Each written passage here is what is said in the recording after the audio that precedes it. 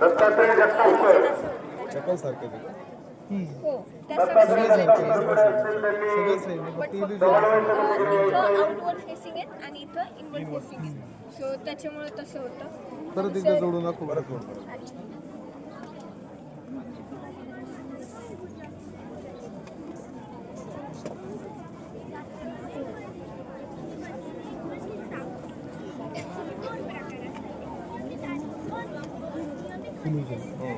Inward facing outward बस एवढंच.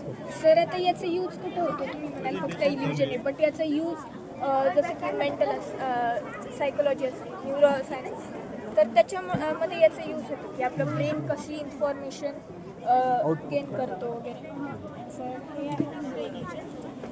हे आहे एम्स इल्युजन.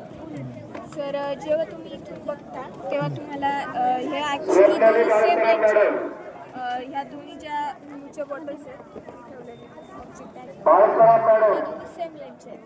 बट जेव्हा तुम्ही ह्या पिन होलमधून तेव्हा ही लहान दिसत असेल आणि ही मोठी दिसत असेल. यांनी समन्वय समितीकडे यायचंय. तर हे एम्स रूम मॅडम जेव्हा आपण इथून पाहतो तेव्हा तुम्हाला हा रेक्टँगल दिसला असेल विंडोज सेम लेनच्या वगैरे, बट ॲक्च्युली हा एक ट्रॅपेझॉइड आहे. इथं तुम्हाला याची लेंथ जी आहे ती जास्त आहे, याची लेंथ इथं जास्त आहे, इथं कमी आहे. सो आणि अँगल्स रेक्टँगलमध्ये तुम्हाला हे 90 डिग्री दिसले असते राईट अँगल्स, बट ते ॲक्च्युली तसं नाही आहे सर. सो त्याच्यामुळं आणि आता तुम्ही म्हणाल याचा यूज कुठं होतो, तर काय होतं सर याचा यूज फिल्म इंडस्ट्रीमध्ये होतो.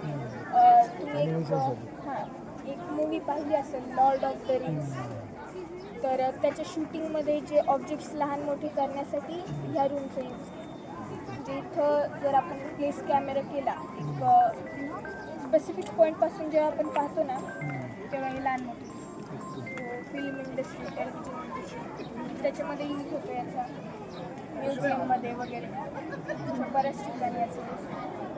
Sir my third illusion is दिसतं, बट ॲक्च्युली सर तो तिथं नाही. सर हे आहे झोलर इल्युजन. सर ह्या लाईन्स पॅरलल आहेत की नाही?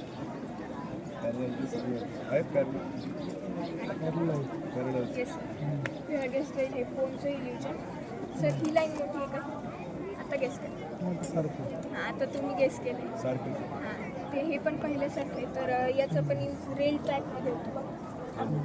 आपल्याला जवळ ज्या आहेत त्या मोठ्या दिसतात किंवा लांब ज्या आहेत त्या, तर तसं काही नसतं, सगळं सेम असतं, बट आपल्याला तसं दिसतं कारण डेप्थ यूज. हां